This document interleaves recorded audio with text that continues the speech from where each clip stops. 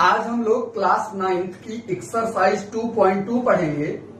इस एक्सरसाइज में हम लोग सीखेंगे value of polynomial and zeros of polynomial. Suppose कर लीजिए कोई पॉलिनोमियल है हमारे पास x square plus 2x minus 3। अब इस पॉलिनोमियल में x की जगह पर कुछ भी नंबर रख दिया जाए और उस नंबर के रखने पर इस पॉलिनोमियल से जो रिजल्ट या जो आंसर हमें मिलेगा वही आंसर पॉलिनोमियल की वैल्यू बोला जाता है। फॉर एग्जाम्पल अगर मैं इसमें पुट कर दूं x इज इक्वल टू 1, तो इस पूरी पॉलिनोमियल में जहां पे भी x आया है वहां पे आप 1 रख दीजिए। तो यहाँ x पे पावर 2 है तो ये 1 पर पावर 2 हो जाएगी, प्लस 2x है तो 2 इंटू 1 हो जाएगा और माइनस 3। इसको आप सॉल्व करोगे तो 1 का स्क्वायर 1 होता है, प्लस 2 1 जा 2 और माइनस 3, तो 2 और 1 3 माइनस 3 यानी कि ये हो गया 0। यानी इस पॉलिनोमियल px की x इज इक्वल टू 1 पर जो वैल्यू है वो 0 है। हिंदी में इसको बोलते हैं बहुपद का मान। तो इस बहुपद का x बराबर 1 पे जो मान है वो 0 है। ऐसे कुछ भी हो सकता है। मान लीजिए कोई दूसरा पॉलिनोमियल है py, ये है 3y square minus 2y plus 6 और मुझे पता करना है at y is equal to 0 पर। मतलब इस पॉलिनोमियल की वैल्यू मुझे बतानी है y इज इक्वल टू 0 पर। तो मैं y की जगह पे 0 रख दूंगा पॉलिनोमियल में, तो जहां जहां y होगा वहां पे 0 आ जाएगा, प्लस 6। तो अब 0 का स्क्वायर 0 होता है और 0 से किसी को गुणा करो तो भी 0 आता है। माइनस 2 और 0 का मल्टीप्लाई 0 होगा और प्लस 6, तो मेरे पास फाइनली बचा 6। यानी इस पॉलिनोमियल की जो वैल्यू हो गई वो हो गई 6। एक और एग्जांपल देख लेते हैं। सपोज करिए कोई पॉलिनोमियल है pt 3t square minus 2t plus 1 और at t is equal to 1/2। इस पर मुझे इस वैल्यू को निकालना है, तो मैं जहां भी t आया है वहां पे 1/2 डाल दूंगा, तो मुझे क्या मिलेगा 3 into 1/2 square minus 2 into 1/2 plus 1। ये 2 और ये 2 कैंसिल हो गया, ये हो गया 3 इंटू 1 का स्क्वायर 1 होता है और 2 का स्क्वायर 4 होता है। यहाँ पे बचा माइनस 1 और प्लस 1। ये माइनस 1 प्लस 1 कैंसिल हो गया, मल्टीप्लाई कर दीजिए, 3 1 जा 3/4 और ये हो गया आंसर। यानी इस pp की जो वैल्यू हो गई वो 3/4 हो गई।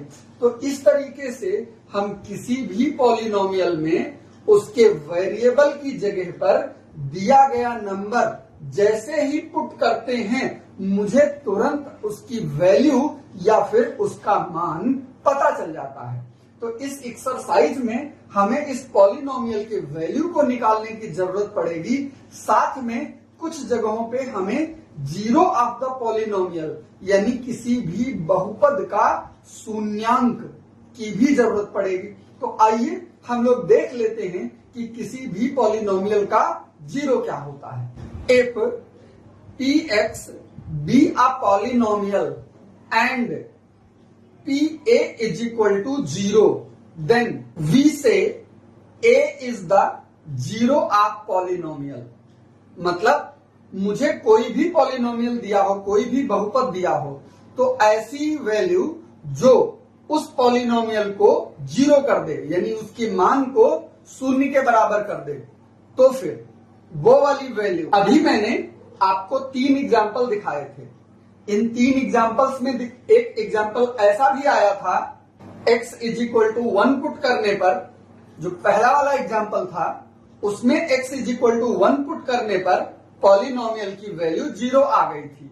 तो अगर कोई पॉलिनोमियल किसी वैल्यू के पुट करने पर रिजल्ट में 0 दे देता है तो उसको उस पॉलिनोमियल का 0 कहा जाता है। यानी पहले एग्जाम्पल में x की वैल्यू 1 पुट करने पर पॉलिनोमियल का रिजल्ट 0 आ गया था। इसका मतलब हुआ x इज इक्वल टू 1 उस पॉलिनोमियल px का जीरो है। अगर मुझे किसी पॉलिनोमियल का जीरो पता करना हो तो उसके लिए सिंपली पॉलिनोमियल को जीरो के इक्वल रख दिया जाता है। यानी अगर मुझे px का जीरो पता करना है तो मैं px is equal to zero लिख दूंगा और उस पॉलिनोमियल का जीरो निकल आएगा। फॉर एग्जाम्पल मुझे कोई पॉलिनोमियल दे दी गई है px is equal to 3x minus 9 और मुझे इस पॉलिनोमियल का जीरो पता करना है तो मैं सीधे इस px को जीरो के बराबर रख दूंगा। For the zero of px we put px is equal to zero. तो px की वैल्यू क्या है 3x minus 9 is equal to zero. इस 9 को दूसरे डायरेक्शन में ट्रांसफर कर दीजिए तो 3x इज इक्वल टू 9 होगा, क्योंकि इधर ये नेगेटिव था, जब दूसरी तरफ जाएगा तो पॉजिटिव हो जाएगा। तो फिर x इज इक्वल टू क्या बचेगा 9/3, 3 बन जा 3, 3 3 जा 9 और यही x इज इक्वल टू 3 जो है वो इस पॉलिनोमियल का जीरो हो गया। कोई जरूरी नहीं है कि पॉलिनोमियल लिनियर ही आए, पॉलिनोमियल क्वाड्रेटिक भी हो सकती है। और अगर पॉलिनोमियल क्वाड्रेटिक हो गई, फॉर एग्जाम्पल कोई पॉलिनोमियल है x square minus x minus 6, अब इसका मुझे जीरो पता करना है। तरीका आपको बता चुका हूं। For the zeros of px put px is equal to zero और px की वैल्यू क्या है x square minus x minus 6 is equal to zero. Class 8th में आप लोग क्वाड्रेटिक इक्वेशन का फैक्टराइजेशन यानी किसी भी द्विघात व्यंजक का गुणनखंड कैसे करते हैं ये आप सीख कर आए हो। बस उसी गुणनखंड का तरीका यानी फैक्टराइजेशन मुझे इसका कर देना है। तो कैसे फैक्टर करेंगे, मुझे इस 6 के ऐसे दो टुकड़े चाहिए जिनको माइनस करने पर, जो भी यहां साइन लगा हो, वो करने पर इस x का कोफिशिएंट यानी उसके आगे वाला नंबर मिल जाए। तो 6 के ऐसे टुकड़े करने हैं कि माइनस करने पर 1 आ जाए। तो आपको पता है कि 6 का मतलब होता है 2 इंटू 3 और 2 में से 3 अगर माइनस करोगे तो 1 आ जाएगा। मुझे इसी फैक्टर को यूज कर लेना है। तो 1 की जगह पे मैं लिख सकता हूं 3 माइनस 2 और बाहर x है माइनस 6 इज इक्वल टू 0। अब इसको हम सॉल्व करेंगे। तो सॉल्व करने के लिए ब्रैकेट ओपन करिए। ब्रैकेट के बाहर अगर माइनस का चिन्ह लगा होता है तो अंदर के सारे साइन बदल जाते हैं, यानी प्लस माइनस में हो जाता है और माइनस प्लस में हो जाता है। तो यहाँ पे बचेगा माइनस का 3x और ये माइनस माइनस मिलकर के बन जाएगा प्लस का 2x minus 6 is equal to 0। अब इन दोनों को एक में कर लेंगे और इन दोनों को एक में कर लेंगे। इन दोनों में देखो x कॉमन है तो बचेगा x माइनस 3 और इन दोनों में प्लस 2 कॉमन है, बचेगा x minus 3 is equal to 0। अब इन दोनों में से x माइनस 3 कॉमन है तो बचा क्या मेरे पास, यहां से x और यहां से 2, x plus 2 is equal to 0। यानी इसके मुझे दो फैक्टर मिले। तो अब एक बार मैं इसको 0 करूंगा और एक बार इसको 0 करूंगा। This implies x minus 3 is equal to 0 और x plus 2 is equal to 0। तो x की वैल्यू हो गई 3 और x की वैल्यू हो गई माइनस 2 और यही दोनों इस पॉलिनोमियल के 0 हो गए, 3 एंड माइनस 2।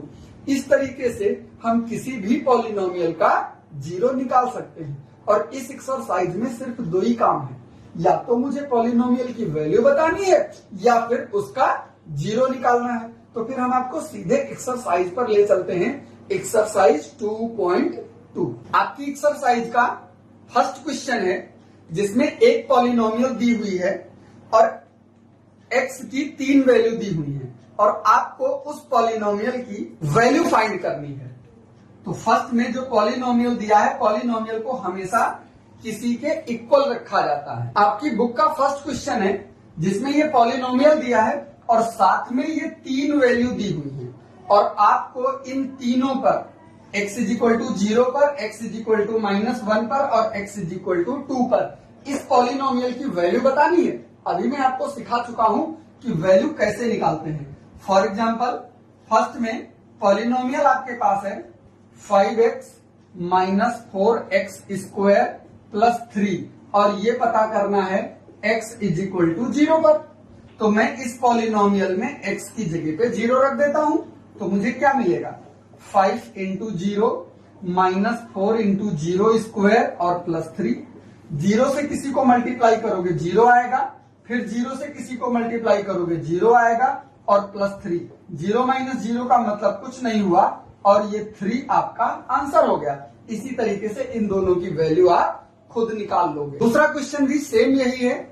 आपका पॉलिनोमियल y के टर्म में दिया हुआ है और साथ में आपसे जो पूछा है कि P0, तो P0 का मतलब y की जगह पे आपको 0 रख देना है। P1 मतलब y की जगह 1 रख देना है। P2 मतलब y की जगह 2 रख देना है और जो आंसर निकल के आएगा वही आपका आंसर हो जाएगा। तो ये दूसरा क्वेश्चन आप लोग खुद लगाओगे। तीसरा वाला क्वेश्चन भी सेम यही है। आपका पॉलिनोमियल दिया है और पॉलिनोमियल के आगे उसमें वैल्यू दी हुई है जो आपको पुट करना है। थर्ड क्वेश्चन से मैंने 2 क्वेश्चन ले रखे हैं जो थोड़ा सा टफ है, बाकी सबको लगाने का कॉन्सेप्ट सेम है।